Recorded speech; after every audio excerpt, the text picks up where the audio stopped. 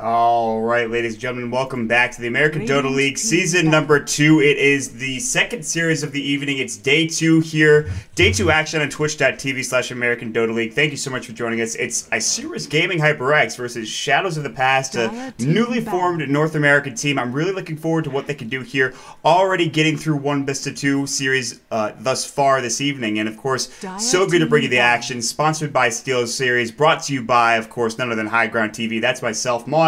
And, of course, joining me tonight is Cattle Guy. How you doing, sir? Mod, I'm doing fantastic. It's been going pretty swell so far, and I'm real excited about this particular matchup. Isurus Gaming is a team I've been following for, here and there from time to time. I had the opportunity to cast them over in the Helios tournament, and let me tell you, man, fullback is really good. This team has a secret Meepo in their back pocket, so we'll see if it's something they pull out. And Shadows of the Past looks to be a combined group of, NEL trash. Nah, I'm just kidding, but I'm really curious to see how they perform. Not much information on them so far. A brand new team that looks like it's come together to see if they can represent a little North American talent here in the ADL. I wish they would actually use their real names, because as far as I'm concerned, or as far as I know, I believe 1 is Risk or Lust. I think it's Risk, and then 4, I don't know who that is. I honestly, listen, please, can you guys use your real names next time? God, it would be great. I mean, you look at Isurus, they got their names up ready to go, but Shadows of the Past, come on. What are you guys doing? If they lose, I'm blaming them for that, but I'm just going to assume for now that 1 is the role they play, and 4 is he's a support. And then, of course, we know Nayrock Dota and Macaulay Culkin apparently will be joining them as their 5th grab. And speaking of grabs, it looks like they grabbed the Visage first pick. Ancient Apparition, the prize support coming out in this go-around. And we'll see what they'll follow up with the second grab. Both, obviously, Lycanthrope and Ember Spirit, the 2 powerhouses, as of recent in this meta, have been immediately banned out. But this does leave a few sweet treats that are still available in the pool, such as a Nyx Assassin. Yeah, and that's a huge pickup coming out. Really great offlaner. With the Impale can get so much done as well. Mana Burn's pretty nice on top of all of that. So Shadows of the Past will have to deal with an annoying offlaner. They can still lock him down and get him killed early on, but it's going to be more difficult to do so. He's got that nice base regen, and obviously just a difficult hero to deal with in general. You've got to play around him. You have to make sure you've got Sentry Wards up and ready to go as he reaches level 6 and as he has Vendetta ganks going. So it's really going to come down to Shadows of the Past and what they can do in terms of the supports, in terms of making sure that they cover the map in sentries. As it stands now, they'll have the next pick coming through. And, yeah, I mean, already some good action today. This is a 2-game series, so don't expect this to go 3 games if, in fact, it goes 1-1. Just be a tie at the end there. But now, 1 minute and 43 seconds of reserve time. I do want to remind everybody that the ticket is $3.99 in the Dota store, of course. You get that nice monolith hood, H-U-D, as you pick that up as well. HUD, not hood, HUD. Jeez, okay. Well, all right. No problem. I mean, the monolith HUD is very, very sexy, if I say so myself. We'll see if I can grab myself one. I haven't personally used it, but from what you've been showing off, it looks pretty sweet. So, but back to the draft. A lot of great offlaners still available in the pool. Bat Rider yet to be picked up, and we'll see if it's something that Shadows of the Past fall back on. They're using a bit of reserve time here already, looking to push into the 1-minute mark of their reserve time. And there's kind of instead, last time. The last series, we saw them pick up their mid and their offlaners prominently first. And this time we're seeing the opposite. We see more of the foundation of the team, the support coming in. So we'll see if it's something they want to continue, maybe grab like a Price Dazzle or something like that if they want to go very slow paced and cautious and then work into something that can work late game like a Luna or what have you. But as of right now, not a lot of information coming out from either team. Yeah, and touching on that point and talking about picking up certain heroes first, it really comes down to the metagame right now, and certain offlaners are really valuable. Certain mid laners like an Ember Spirit are really valuable, and you'll see the Bat Rider again. They did pick up the supports first, like you, of course, mentioned this time, and that's usually how it goes. You want to get kind of the building blocks of your team up first, but the Bat Rider picked second, and certainly a strong pickup. I'm not sure why it took them that long to figure it out. I think they just were deciding who's going to play it, where are they going to play it, can they play it well enough to get this victory. And he's one of those heroes that's so strong, can head back to the jungle if he's having a rough time in lane, get a very quick blink dagger, 7, 8, 9 minutes, and he'll be fine as the game moves along. And we'll see now with their bans if they're going to choose to ban out any potential counters to that Bat Rider if they want to get rid of a, VS if they want to get rid of a disruptor or what have you. I mean, the Naga has conveniently already been banned out from Isurus Gaming, so we'll see where they take it from there. For now, they're actually looking to contest out banning the mid lane, which is going to be the Storm Spirit. So that's pretty interesting. I guess they're feeling like they might roll with something in the mid that might have a bit of trouble against the Storm, maybe a Puck or something like that. We'll see. Yeah, I believe DDX is the mid laner for Isurus Gaming. You can correct me if I'm wrong, but I've seen him play some damn good heroes, and I think Storm Spirit might in fact be one of them. Oh, so, yeah, okay. Mm-hmm. Well, they will ban it out, and we'll see the Central Runner banned as well.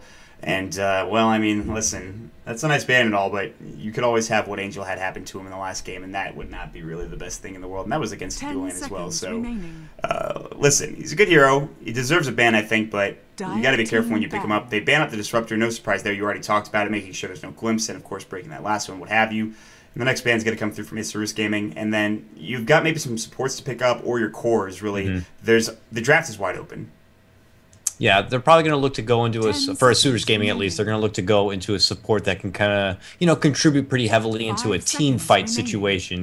Now they already have the Ice Blast available. They can either do two things, at least I would think two things. Either A, you go for a push-heavy kind of style lineup where you could put down the Ice Blast behind the tower and make them question even defending it. Or B, you just kind of use it as an initiate tool and really try to lay on some heavy, heavy team fight. Something like Dazzle would be nice with the help of the Weave and, of course, getting the heals out there. But, I mean, we'll see what kind of path they want to go down. It's just so often that we see the Ancient Apparition of the Dazzle, but actually, I mean, thus far in the tournament, we haven't seen it that much.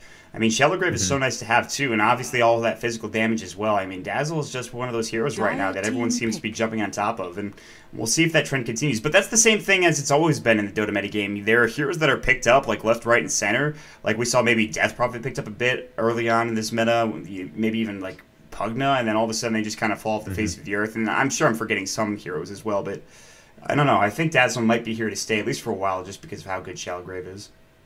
Yeah, Pugna's now become one of those heroes that you kind of pull out of your back pocket if you want to do a quick, heavy burst. I can't remember what team did it. It might have been DK recently where they kind of just rolled with this like tremendous push lineup with the help of a Pugna who we had not seen in some time. So I'm sure he's still there on reserve, hoping that teams forget about him. But regardless of this kind of lineup, I wouldn't mind seeing, oh, there it is, the Dazzle. I was going to say a Vengeful Spirit if they want to run as support, but they do want to keep going with that team kind of build up, which I think is a smart choice. If they wanted to go with the push kind of lined up, it would be tricky to do against the likes of a Bat Rider. He can clear waves very, very quickly with the help of that Firefly. So instead, they're going to look to go with maybe some sort of heavy team, like get up and fight. So someone for their late game might be someone who can take advantage of that. If this was like a patch or two ago, I would say that would be like a gyrocopter. But I mean, we'll have to see what they want to fall back on. Maybe a Luna. That kind of is in the same vein to a certain extent. So I certainly agree with you there. You maybe would like to see the Vengeful Spirit or a Disruptor up against the Bat Rider here, but they want to kind of play their own game, and I love that. Now we see a hero that we have not seen in a while. That's the Bounty Hunter.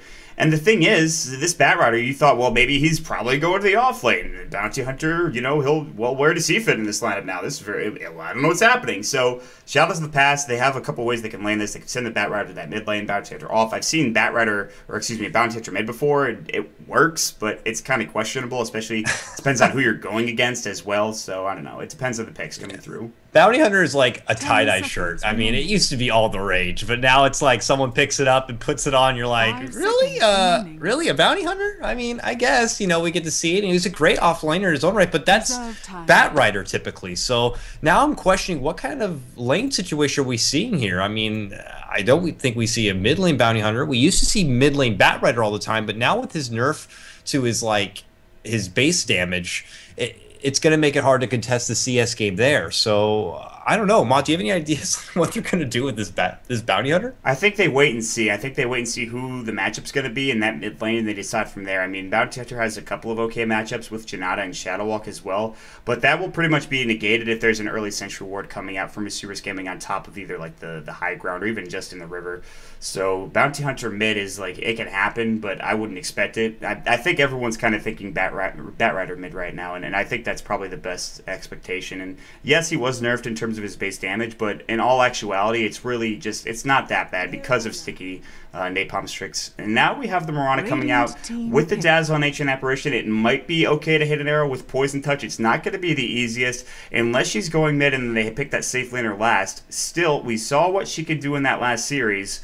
she's a strong presence, especially with Moonlight Shadow as well, combined up with Nyx Assassin. They've got a lot of reinitiation and initiation tools here for Isurus Gaming.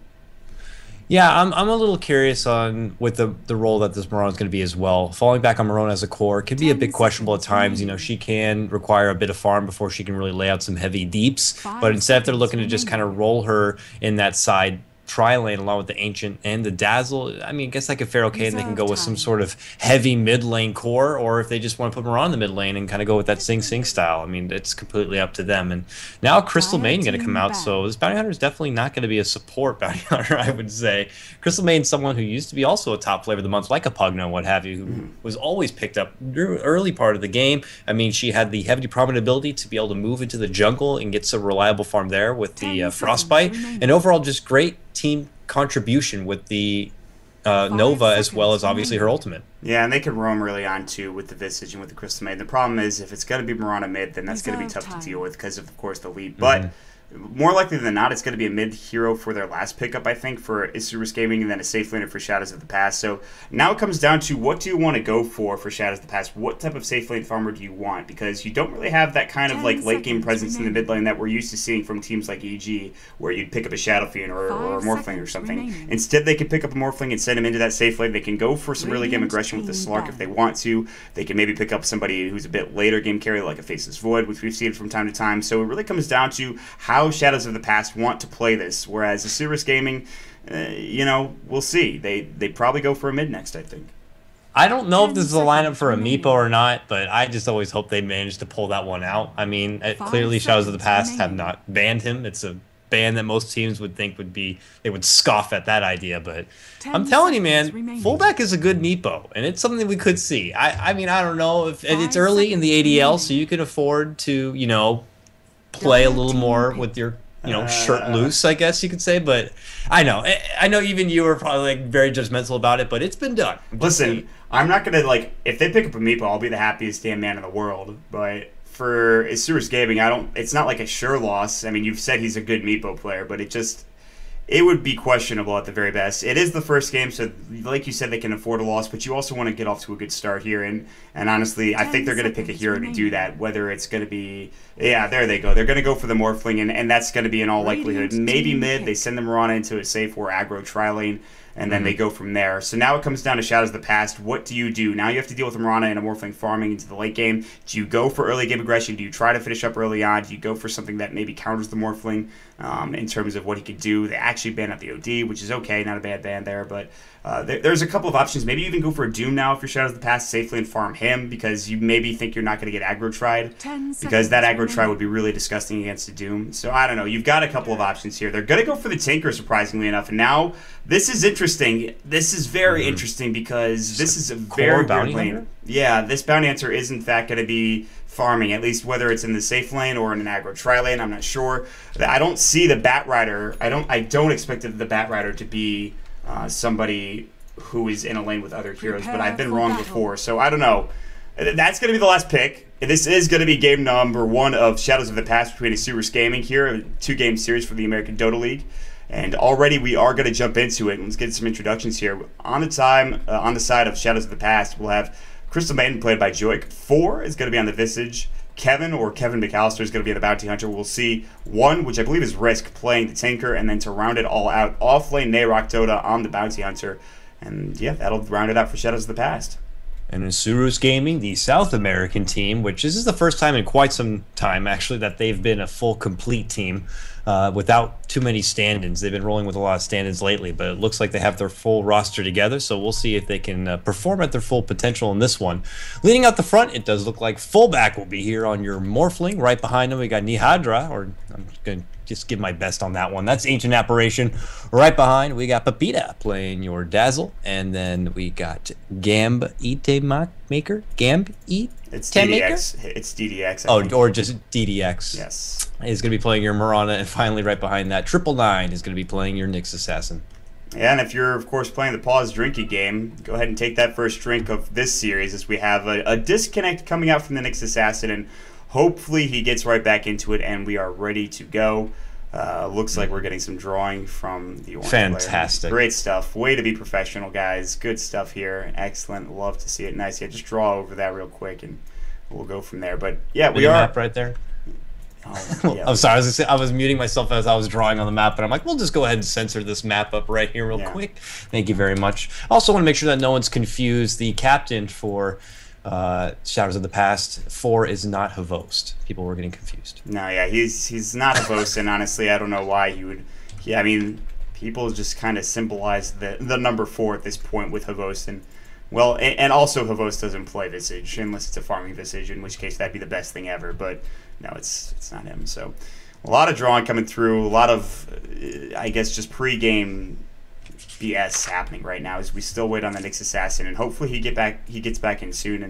And this is what it happens with, I guess, Dota. But this is what happens with South American Dota primarily. But that's okay, because now we got a moment to talk about actually ADL itself. I mean, we're on day 2, season 2 mod. $10,000 are on the line in this sweet, sweet prize pool. And if people don't remember, season 1 way back in the day, this is like May and July of 2013. The first place team was Team Liquid, probably not much of the same roster. But second place was EG, same story for them, and then Denial was your third place team. So a lot of these teams coming back in the go around, seeing if they can remain champions, or at least if Liquid can do it. And honestly, that was for Sweet Revenge, the former Denial. They actually beat up Team Dignitas, formerly having, of course, Fogged and AUI 2000 and all those players. And that was a fantastic series to watch as well.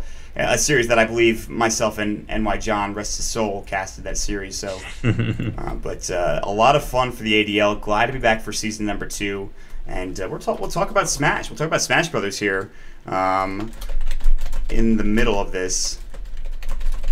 I guess pause, but I mean, I guess this only really pertains to Smashers. So, sorry, I have to get this out of the way. Just my inner Smashes. Sometimes I wish I was able to cast Smash as well.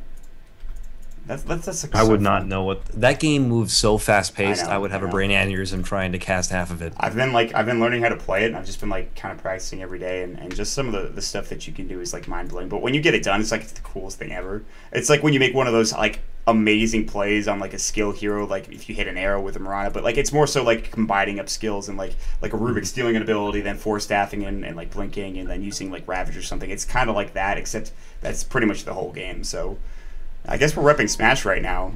Somehow we'll have a Smash tournament, maybe for some Dota players. But as it stands, we are going to jump back into the game. The Isurus 5-man aggression. They want to make sure they get this ward out and maybe keep the aggressive tri-lane down bottom. They have the arrow ready to go if they want to use it from Mirana. You can see sitting very low under the tower, Joik 4 and Kevin. They saw this coming. If not, obviously, you know, the whole like pause and stream delay and catching up, obviously, kind of thing. Yeah, I don't want to give, I would doubt, but, you know, things happen, and I don't want to try to slander anybody here, but we are going to jump into the game about to begin, and it looks like, no, it's not going to be the aggressive trial, it's just going to be the All Phoenix Assassin. Just base mod. Yeah, they're cowering back here in the woods behind the tower, preventing them from going, but there has been a ward placed out to block the camp. It does look like Crystalmaine has a couple of sentries of her own, so she should be able to quickly move in and de-ward that and get the pole camp back in their favor. The Hadra is scouting out the regen rune in the bottom lane and will leave it for now, and instead just make the long rotation back to the bottom. Will be apparently potentially joining Nyx. Nope, just kind of playing another ward for himself, very more aggressive up on the hill there. Grabs the regen for himself and will probably migrate all the way up to the top. I wouldn't be surprised if he hands off like a chilling touch along the way. Yeah, that'd be really nice for DDX to try to get things done early on in the game here in this mid lane up against this Tinker. One has 1 point into the laser right now. Really good for laning presence, obviously. And then, yep, as you said, they went for the chilling touch early on. They just want to harass one, but one's going to back off now, realizing that that was coming. And he probably will go for the March build. And Tinker is a very, I think, aggressive pick in this game. It's either a hit or a miss. If they can shut him down, then he's not going to have those 9-minute bots. He's not going to be able to push out the lanes. But if he gets those 9-minute bots, they can take this late because, of course, of how often he can push out the lanes.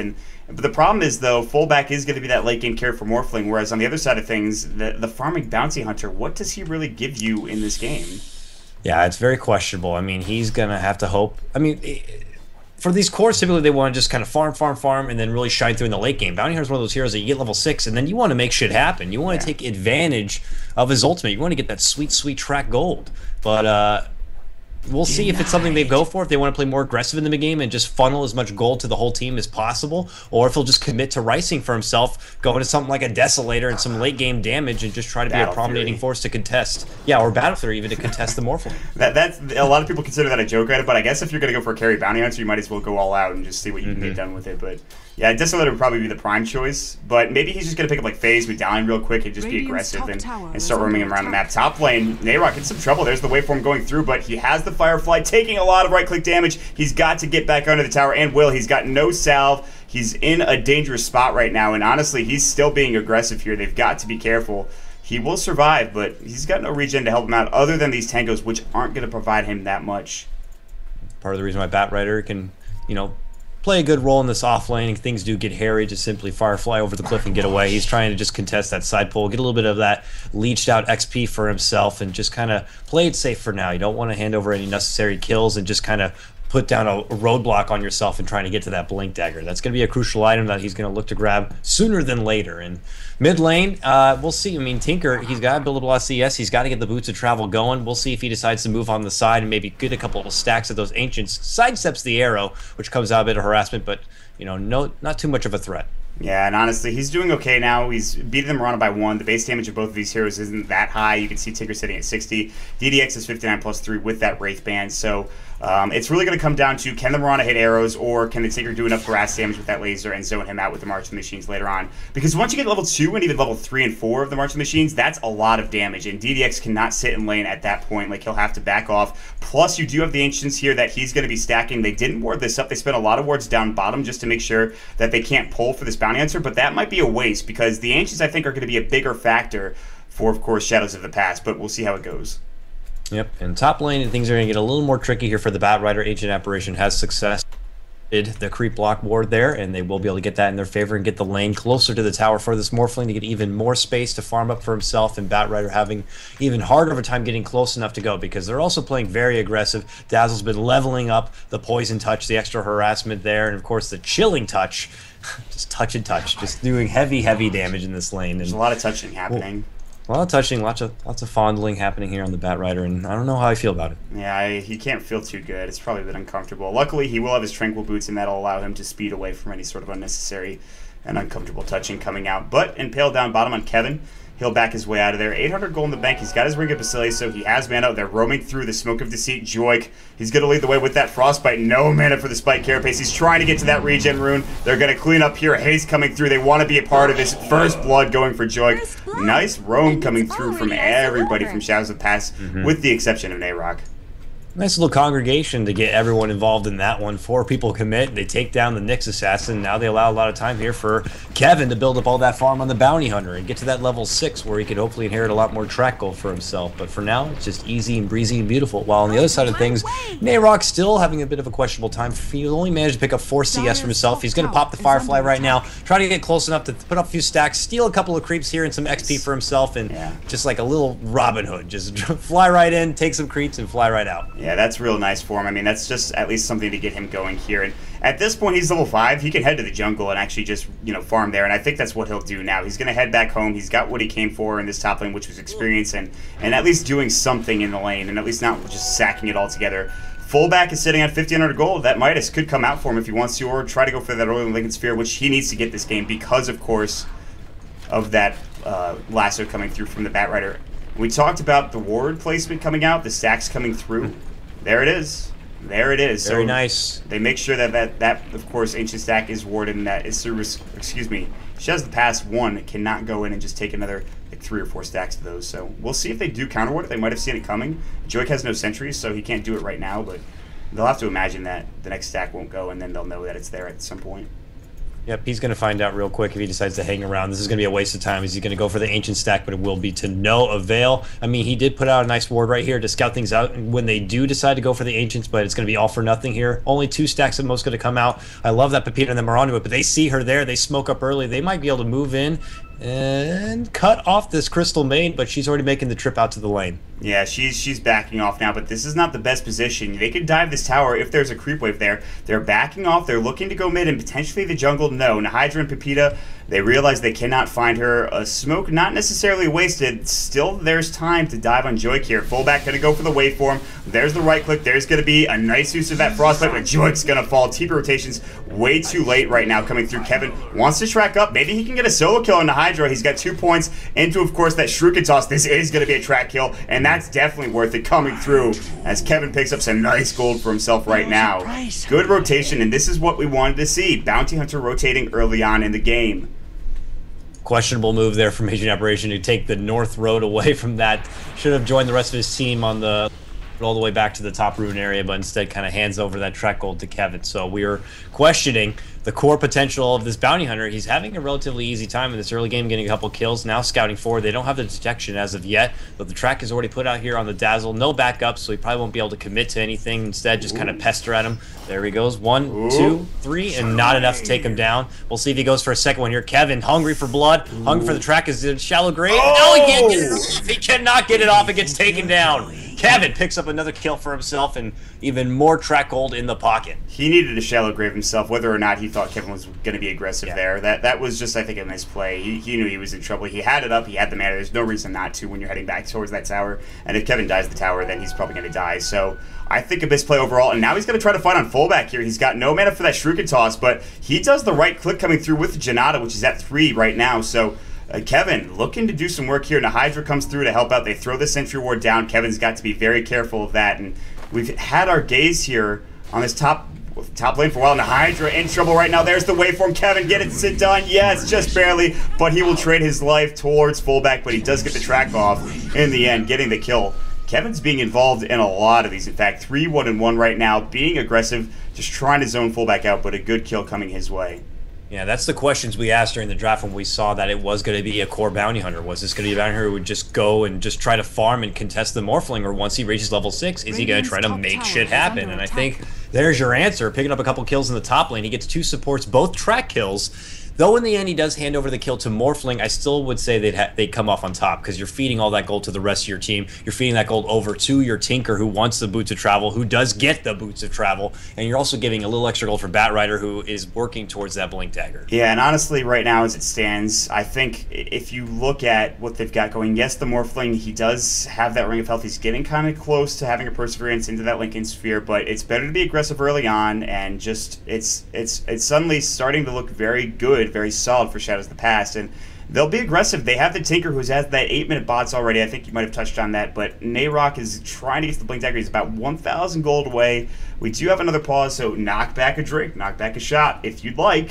If you're playing that game, while we have a 2,000 gold lead for Shadow of the Past and 1,500 experience lead, that's where we're at here on the 80. I want to just take a moment to admire the excellent team banner that Isurus Gaming apparently are going to be representing. I mean, I can see it pretty clearly, this mid lane. It's a very creepy individual looking at me with a dimple, a strong dimple on his face. Are you seeing this? Yeah, I'm seeing this. What is this? It's very frightening. I'm not too sure. I mean, maybe he's questioning the play already coming out from Isurus Gaming right now, but why? It's a little intriguing. Why does he have? Why is that there? Why is? I guess it's deterring them from pushing in to the towers. His gaze is staring into my soul right now. It's very creepy. Jeez. Oh well, I'm glad you showed me that. I'm glad I'm gonna have nightmares now. Thank you for that much. No problem. It's all right. Well.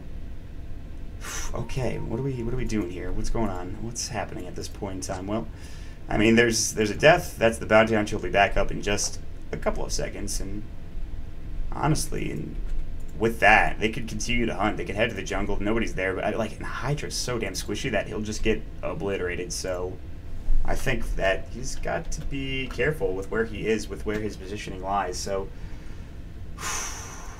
we'll see. I don't know. It will all come down to this Morphling. I mean, if he finds the space to farm up that Lincoln Sphere and then farm up that heavy damage item, whether it be the shotgun or what have you, he could definitely make shit happen. Don't forget now, Shadows of the Past have a very squishy team, and they can be susceptible to some heavy aggression from a shotgun. The question or not is if Isurus can get there, and by the time they get there, will it be too late, and Shadows of the Past will have just too much gold on their side. I think that's At least that's my prediction for how this game could potentially go. I mean, Isurus, though, they have team fight. They've got potential. The problem is it going to be enough? I mean, they're not going to have Ice Blast for a while because this Ancient Apparition is only level 3, and I think I agree with you. I think really the gold's going to go the way of Shadows of the Past. They're going to get a Blink Dagger up on the Bat Rider. They're going to start lassoing people. They're going to start fighting aggressively, and they have to because they don't have late game carries. They know that they have kind of a clock ticking on them. They do have the Tinker, who's kind of the wild card here, because he can go for a couple of items that would be pretty huge for him to be able to participate in these fights and what have you. He's going to be in the jungle with his bots already, taking up a couple of stacks, which might have been meant for an A-Rock, but either way they can trade it up and get a couple of those. They have, of course, the Ancient stack up. At least there's still this, not Ancient Rock Golem, but the Ancient Thunderhide. All the meanwhile, Kevin is looking for a potential pick-off. There's a track on DDX, who has a double damage rune, but he should be okay, as it looks like Kevin's maybe rotating top. I don't know. And for now, just throwing out the track, being able to keep eyes on DDX to see where he will be. But I think the story will happen is once Bat Rider reaches, or at least once Bat Rider does get that Blink Dagger online, they're going to look to try to lock down and shut down this Morphling as much as possible. Mirana might be in a bit of a jam right here. Throws out the Starfall, but gets caught out with another track. They can't reach the Shuriken. There it is right now. The big Soul Assumption. Will they get this? Will it be worth it? DDX does fall. Now Kevin on the run. Can he get away from Dazzle? Dazzle will not be able to see him as he goes into the Shadow Walk. And nice successful assassination on the mid lane as they take down DDX. Yeah, and the thing is they don't have a Sentry Ward here. They need something here to help out. Obviously, and where on the other side you have the Sentry coming out from Shadows of the Past. They know this Nyx Assassin is here. They can ping it out. They'll sit back far. Visage is already level 6. The supports are doing so well for Shadows of the Past, whereas you look at the Ancient Apparition is still level 3 right now. They have this nice lead. They're pretty cushiony, and Tinker is getting closer and closer to his Soul Ring, and once he has that, he's getting some more levels, and all of a sudden he starts to get out of control. And I don't know what you do if you're Isurus other than have this Morphling try to get something going, but he is going for that first item Lincolns. Mayrock will be able to have his Blink Dagger if he so chooses to take down this jungle stack real quick, and it looks like that will be the case, and that will be a Blink Dagger online for them. They're going to continue action. They're going to hide it for now. I would suspect that they're going to get the Blink Dagger, maybe get a smoke or something, and try to use it immediately before even giving away that information to Isurus. And like you said, now they find a sentry for themselves, but Visage, with the help of the familiars, takes down Isurus Gaming Sentry before they can get their own. He might be forced to put another one down, and he does. He takes it out finally in the end, and they do see Kevin is nearby. The Ward Wars are coming out here, as you can clearly see. So Kevin, he's going to get spotted. He's going to throw up the track on DDX, but they should be able to react in time now if Kevin decides to stay around. And they've got to know this. They've got to know that Sentry's there. They just lost their other one. So now it becomes a game of, okay, let's not try to fight mid and maybe try to find pickoffs elsewhere, like the top lane. Speaking of pickoffs, Vendetta's up for 999. And the Tinker's here, but he's under the tower now, and he can always bots back, but he's got to be careful. Sneaky Nyx Assassin. He's here. Nice, Mott. Stun the fly out. No man to work with now, though. He's going to get brought down easily. A little bit of a shotgun, but no, he's running. He's so fast. Those boots of travel doing work, putting him out. The Nikes, my friend, runs him away from any danger, and additional right clicks to end him. Kevin steps in, throws out the track, but does not have enough to really contest a bit of a redemption there. But there we go. Lasso that Blink Dagger, baby. Shows up, and fullback might be taken down, but the Shallow Grave will temporarily help. Bat Rider eating a lot of damage and will end up being taken down. Now, Nyx Assassin trying to bodyguard, but it will not matter. The Rocket Laser, the return of Tinker from the fountain. Just doing some serious work. Kevin throws out the Shuriken, but the Moonlight Shadow will save the rest of Isurus Gaming for now. DDX. If Shadows of the Past get out of here scot-free, besides losing Mayrock, I will be damn impressed. And it looks like they are going to do just that. They were so low for that entire fight. You looked at the Tinker, he almost died. He came back, he almost died again. You saw, of course, Kevin getting low, staying alive, and oh my goodness gracious, they got the track kill. So losing Mayrock, not even that big of a problem, considering he already has his Blink Dagger. Dire's top tower is and with that track gold momentum, the gold graph will continue to rise now, surpassing the 3K gold mark at about 12 minutes in. Is not too shabby, and this Morphling is being delayed little by little towards that early Lincoln Sphere. He does have the Perseverance completed, but he's got 2 more components to work towards before he can get that sweet Lincolns online, and then he thinks about building into more burst damage, whereas Shadows of the Past already have a fair amount of burst damage coming in from the Tinker, coming in from the Bounty Hunter, and it's making it also swell when you got the excellent lasso from Bat Rider to hold it all in place. Yeah, that lasso was a bit optimistic coming out from Bat Rider. They need to find something a bit better, maybe get a couple of pickoffs coming through. Wow, 999 999 takes a shit ton of damage coming out from, of course, Nayrok and that Flame Break. That was aggressive, the amount of damage he took. Of course, it is maxed up, so, I mean, that damage is pretty disgusting. No Sticky Napalm max, no, of course, Firefly max, but now everyone's grouping up mid. Are we going to see an engagement here? Arrow flying through. You're going to avoid even the Visage Familiars. And Kevin, there's still the Sentry Ward here, by the way. They see it. They're killing it. It's dead. And now it becomes maybe a free-for-all mid. No, everyone rotates top for Isurus. They want to try to keep this, of course, Morphling safe while he continues to farm. All the meanwhile, the Tinker sitting on 1,600 gold. Fight mid, potentially lasso. Yep. Hydra getting brought down. Nice Soul Assumption coming through. And the high ground ward to go as well. Just a bit of extra gold after that nice little... So it's a bit of a victory lap, I suppose you could say. Now, maybe they try to take down this tier 1 tower, but do they have the pushing potential? They need the Tinker, who's pushing up bottom lane. Yeah, the pushing from Tinker is pretty much the best thing they got. I mean, I guess they have the Familiars as well, which is very nice. Yeah, I was going to touch on the fact that it's really nice to have Visage on your team when you're going against Mirana, because when they throw arrows like that, we don't get to see it right there, but if he has those Familiars handy to bodyguard any arrows, so it's definitely a nice factor to have on your team. We'll see if he gets the opportunity to put it to work. Yeah, honestly, I mean, I'd expect more often than not some of those arrows will be blocked because of those Familiars. If they're in the right place at the right time, especially during a team fight, I mean, it just makes it difficult. If nothing else, it makes it difficult to even try to find an arrow and try to throw one out. So that's something that they will have to keep in mind. And as we talk about this, Kevin is actually rotating top, looking for initiation. There is that Blink Dagger now done for the Tinker here. Flame Break's going to go full back now, trying to get up some strength there. Pepita's going to back off, and they decide to not fight. Kevin's actually going to run at fullback here. They're going to try to fight for a second or so. But Nayrok is not ready to blink lasso. He has no lasso for another 18 seconds. He used it mid, and he'll continue to Firefly and farm.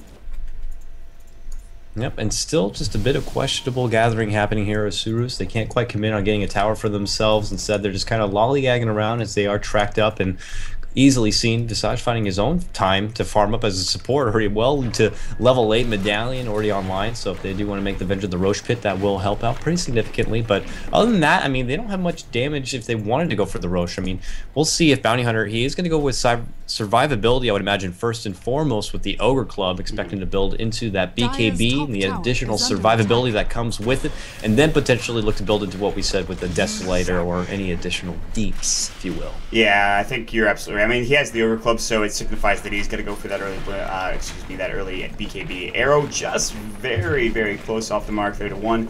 Who will now back away, make sure he regens up, and he's getting a lot of farm. His GPM sitting at, and actually not that great, 393 in fact, and that's the lowest, or that's the highest in the game, so even most of these people aren't really farming that well. They're not really getting the gold, but I mean, he's still his highest in net worth, and he continues to farm away.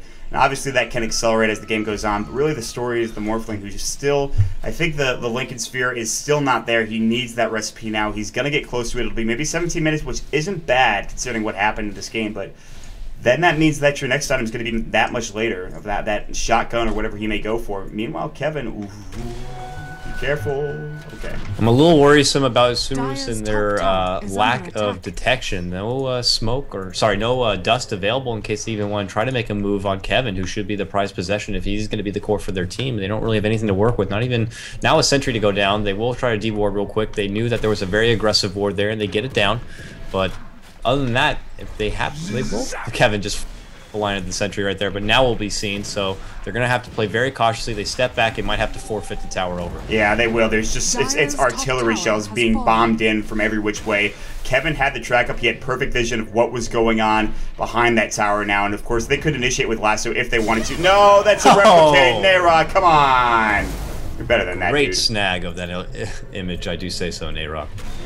They're probably laughing and like, yeah, baited again, but this time around, Nayrok, well, he'll be a bit sad, but it's not that big of a loss. It's a pretty short cooldown, so in the end, they get that tier 1 tower. DDX continues to farm. He's at treads now and almost 2,000 gold. All the meanwhile, though, Tinker getting towards another item. Who knows what it'll be? Yep, and Morphling also inching a little bit closer towards his Lincoln Sphere, but I'm trying to imagine, though, I mean, Shadows of the Past, they do have a fair amount of skills, I would imagine, that can remove the Lincolns pretty quickly here.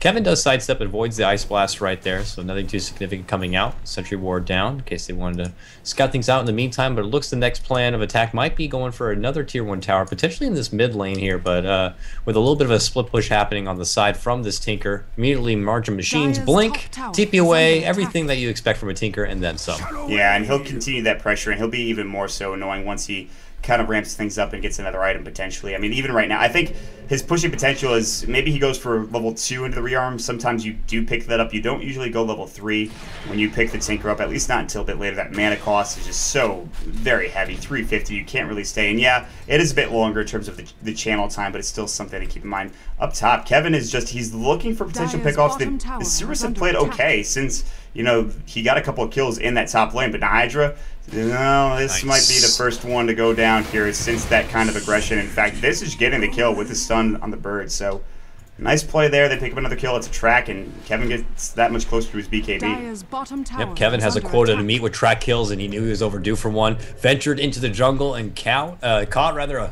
lonesome ancient apparition, and with the help of that Visage, which is part of the reason that makes him such a great support hero, able to help out even when he's not nearby with the familiars, lock him down. They even get he even personally picks up the kill, but that track gold is what's important, and they get it done. Yeah, now it really comes down to, I think also, once there's an Aghanim Scepter up for Visage, this game gets that much harder, and even that's kind of almost getting to the point of enough right-click damage to be absolutely, like, just deadly. So, oh, the arrow, nice! Yep. Did you see that micro? That was impressive micro coming through from 4. That he literally just selected that one bird and just microed it over to avoid that arrow. That was really impressive.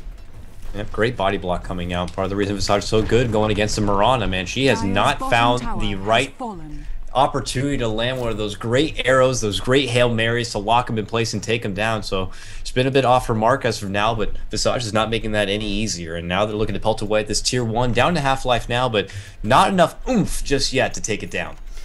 And honestly, I'm surprised that maybe Isurus aren't trying to bring the fight more towards Shadows of the Past because they have Shallow Grave, because they have Chilling Touch and Ice Blast. They can be aggressive here. They do have a bit of a deficit, but we've seen them contest in fights and be kind of close.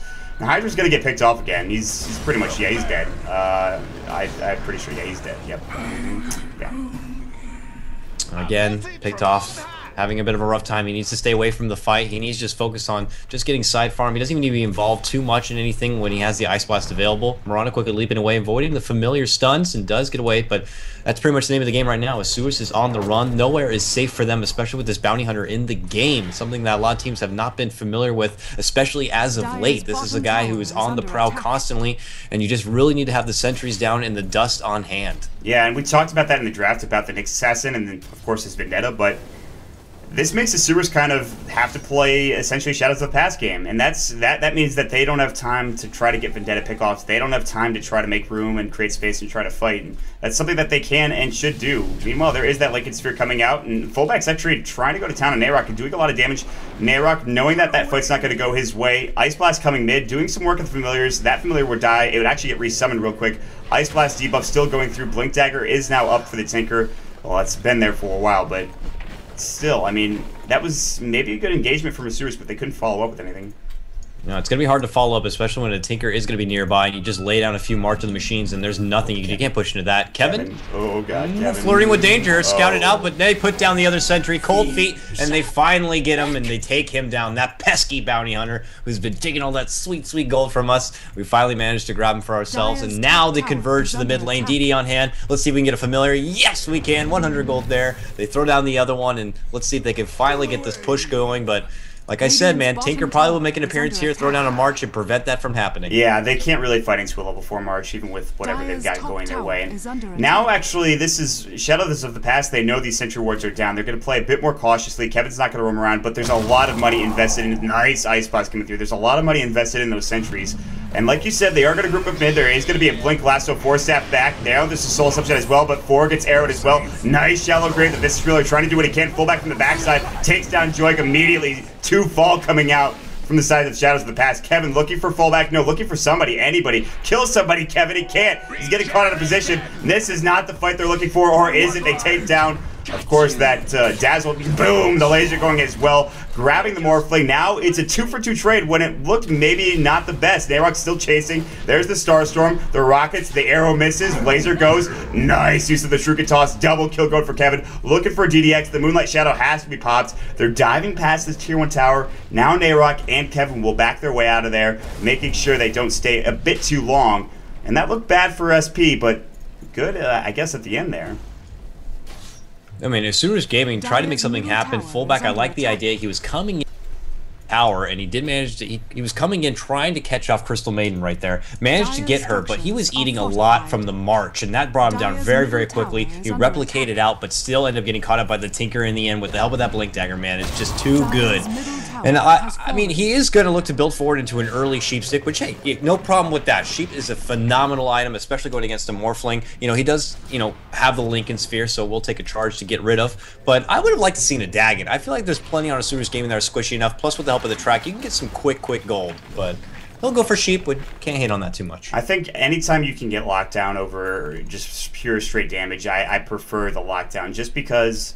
I don't know, Dagon's good, but it could get spiked. You have Shallow Grave to deal with, obviously. Yeah, you might burst down the Hydra really quick, but then you have to kind of follow up. You have to deal with Leap as well. These are the things you have to take in consideration. Spike Carapace, the Leap, the Waveform. That there are many ways to get out of a bad situation if you're Isurus Gaming. So have that lockdown ready to go. Have that potential to continue to chase. And personally, I mean, listen. If we're talking about pure fun, nothing's more fun than watching somebody get Dagon 5'd, right? Oh, yeah. So... Oh, yeah. I mean, listen, if he's a people's champ, he would go for a Dagon, but it looks like he's not. So, Isurus Gaming, generously enough, handing out everyone a drink for our excellent next pause. So if you're playing the game at home, please throw back a bit of a sip right there, and we're going to get things going again underway. As it looks like a TP coming in from Tinker, they quickly burst down the creep, so he will not be able to have the opportunity to jump in, and instead will make a bit of a shuffle back to the fountain in the meantime. But as the story goes, definitely Shadows of the Past making their first debut appearance, I would say, in the ADL, doing a very good job controlling this game so far and putting on a good performance. Yeah, honestly, they've been impressive. They've had a couple of misplays. The team fights have been a little too close, I think, for their comfort, but overall, they've done really what they needed to do. Nirok looking for potential pickoff, but he's going to run into the entire Isurus game, and Isurus Gaming team, excuse me. The Spike Carapace is up in the Firefly just to make sure that he sticks around for a bit longer than he'd feel comfortable doing so.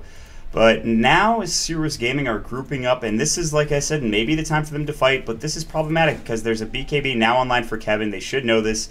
Lasso, Force Staff, bots, what have you. Arrow's going to fly through, missing on Kevin. Tinker continues to farm towards that Sheep Stick. He's actually he's got it right now if you want. Yep, there it goes. Purchases it up, and that is a 24-minute Sheep Stick coming out for the Tinker who's got bots, Blink Dagger, what have you. Speaking of Blink Dagger, there's the last one, DDX. Can they bring him down? Taking a lot of damage, taking so much. There's the Shallow Grave to keep him alive. The Grave Chill going as well. Nice impale onto a couple. Soul Assumption, not enough damage there, but the Crystal Nova will be. Kevin pops the BKB. Nahydra, Shuriken Toss, boom. He is dead. Nayrock has got to back. You're going too deep, my friend. Back off. This is not the time to dive. You are not a submarine. You need to take this Tier 2 tower and get ready to go again. Yep, Tier 2 should be able to fall right here. Morphling, of course, was pushing out the top lane while they got jumped, so he didn't want to commit to that, which is generally the smart choice. You want to try to just farm it out. Uh-oh, jump in. Disable, having it on 999, trying to get away from that. Now Morphling does make his appearance into the fight with a waveform in, but he gets hit up.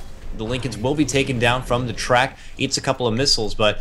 I mean, they probably will have to accept the fact at this point that you will probably lose all of your outer towers here. Only one more to stand, and then it's just a matter of can Morphling pull it together somehow and try to get it. I mean, it's very unlikely at this point. And man, that banner is creeping me out. Yeah, I really... It's so big now by the base, too. It is a big banner. Yeah, that is a big face, judging me. Really creepy. They're going to try to fight right now. Moonlight Shadow's going to go. Kevin is getting surrounded, getting harassed, and getting fondled and brought down. Joik is on the run currently, and he may not survive this. He's got no Blink Dagger. Joik is going to run right back to Nahydra. He's going to try to get the kill. With the help of the Tinker, he will, but he will fall as well. Another set of missiles flying through. That's coming from the Tinker. He is just, like I said, artillery barrages left and right. But, yeah, they do lose that outer tower. Like you said, they had to resign themselves to that act. They did get a kill or two to really, I guess, help them out in that situation, but I don't know, man. It looks pretty bad for Isurus. They are going to have the... shotgun somewhat soon for the Morphling if he can get some uncontested farm, and that's great, but now the BKBs are coming up. We already talked about Kevin's, and the Bat Rider's getting one as well. Yep.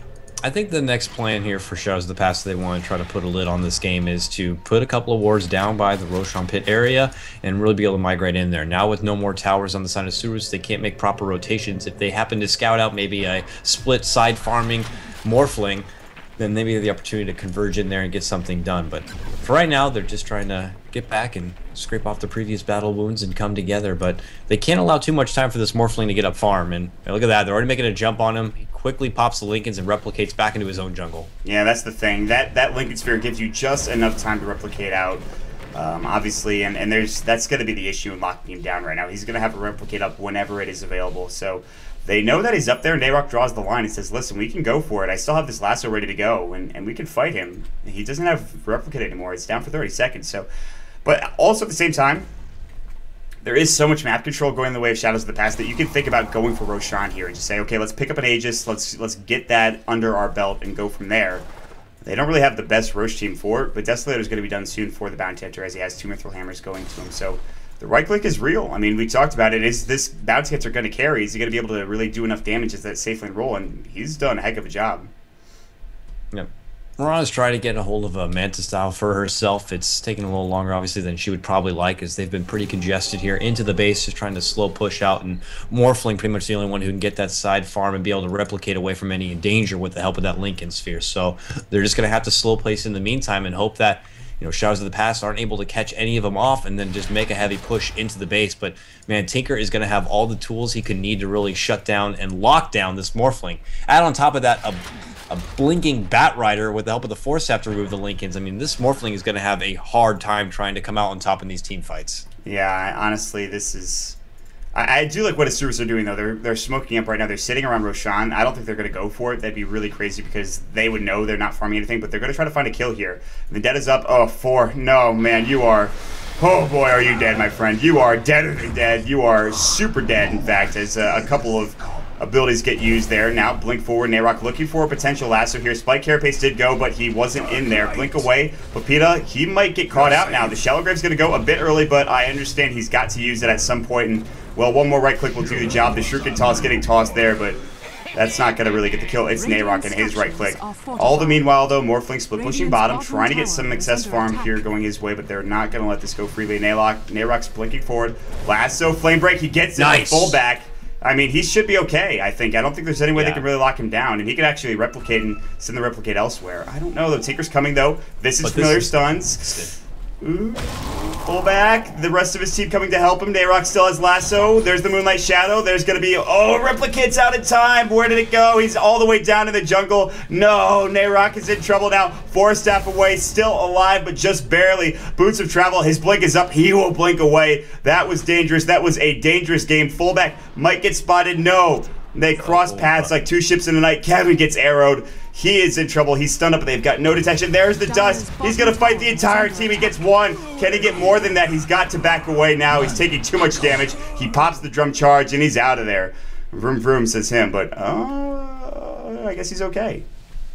And Nayrok trying to be a player right there. Almost single-handedly took down the Morphling himself, but he just got a little too close to home, and then they brought in reinforcements. Somehow managed to maneuver himself away. Tinker actually makes it in on the TP, but quickly blinks out into the side. If they were conscious of it, she could have thrown an arrow into the jungle, but they don't quite see it, and he will be able to get away. And that's just part of the game when you got a Tinker in it, man. You're going to start getting your lanes pushed into you slowly but surely. And, man, that would have been a nice pickoff if they got that Morphling. Probably could have ended the game or just made things extremely difficult, but they couldn't quite get it. Yeah, that would have been impressive, to say the least. But now it still is very hard. I mean, they've only got 9 kills. If we look at the graph, which we haven't really looked at all game, 20,000 gold lead for Shadows of the Past and a 12,000 experience lead. That's a disturbing amount of golden experience going the way of Shadows of the Past right now. They do have the Manta style up here for the Mirana, at least. There's that for Isurus.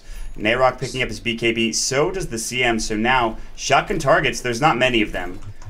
So Morphling, his really, I mean, well, hold that thought. DDX getting caught out. There's going to be the BKBs flying through. Nice. Shallow Grave with 999. He's on the receiving end of a lot of damage. He'll go down to the Soul Assumption of Hydra, getting caught out. The Hex up Papita. He's going to go down as well. DDX getting very low. Nayrok looking for more. Can he pick up this kill? Diving very far. Now they're going to work on fullback instead. Soul Assumption. They lock him down. There is a disconnect coming through in the middle of all of that, but 4 dead, and now a potential tier 3 tower going to be going the way of Shadows of the Past and Arax.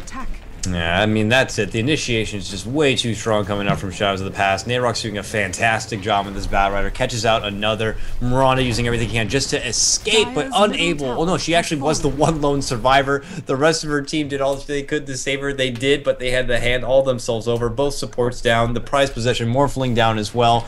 There was a disconnect, but it was after he died. So now that he's back, they wanted to make sure he was in it. Ice Blast come out in a bit of a defense. The tower's already been taken down. Fortification thrown up right now. Nayrok was hungry for some kills. Blinks in, eats a cold feet, but the Rax does end up being taken down in the end. Big Impale on Isurus from 9-9. A bit too aggressive, my friend. That was bold and almost worked out for your favor, but unfortunately you get killed in the end, and now you're going to lose that mid set of racks, and all of a sudden, if it wasn't hard enough already with that 20,000 gold lead going the way of Shadows of the Past, it's certainly hard right now with, of course, just so much deficit here, and the rack's gone. Pepita's getting lasted up, brought to the low ground. He is going to fall for sure. Kevin is dominating. Arrow does hit up on him, but they cannot aggress any further. They've got to get back. One is actually taking a bit of damage from the Manta and the tower. He'll fall. He's down for 66 seconds. They've got to back off now. This is too much of a dive coming out from Shadows of the Past. Isurus, they're looking to turn things around, but that's all they can get done. As, well, Kevin wants to go back in. Right-click, BKB, the Shuriken Toss, pounce away, coming out from DDX. Arrow flies through, misses, just barely fullback now. Trying to go to town to Kevin. He's going to wait for him through. Visage gets the kill on DDX. Fullback's going to try to strength morph, but it's not going to matter. He does pick up Nayrok, or excuse me, Kevin in the end, but still, is it worth it? Probably not. I don't know why Tinker hasn't bothered buying back. He could do it if he wants to just continue on to this game and travel back into the base, but I guess he just wants to save it for now. It doesn't need him. As they jump in, Nayrok grabs the next sack, they quickly burst him down. And now they're looking for more. Pepita in a bit of trouble. Desperate Shallow Grave, but they're blocking him out, holding him in place, and he will end up falling. Oh! Fullback gets the kill. Oh my. Fullback. This is going to be it. This has got to be GG as they just start cleaning house here. Oh, get the kill. He goes Scepter, he shotgun. Get him. All right. There he goes down. Now the GG is called. They wanted to jump on top of him to buy back. That was their last hope, really. I mean, even before that, the game, I think, was more likely than not over. But the well dive has begun. Past the tier 3s, past the tier 4s, and past the Ancient. And Shadows of the Past, with one of the most dominant performances thus far in the ADL, 34 minutes in, they take game number 1, and a good start to this 2-game series. Yep, and a bit of an intriguing, draft coming out, bit of a throwback getting the Bounty Hunter, and especially using him as a core, but it works out in their favor. I don't know if it was something that kind of Isurus Gaming were not expecting and put them off their mark, but let's see if they can rally up and come back in game number 2 of this best of 2 and even things up. All right, guys, we are going to jump into a quick break real quick, and then, of course, we'll be back in with game number two in this series, so stick around, everybody. See you in a second.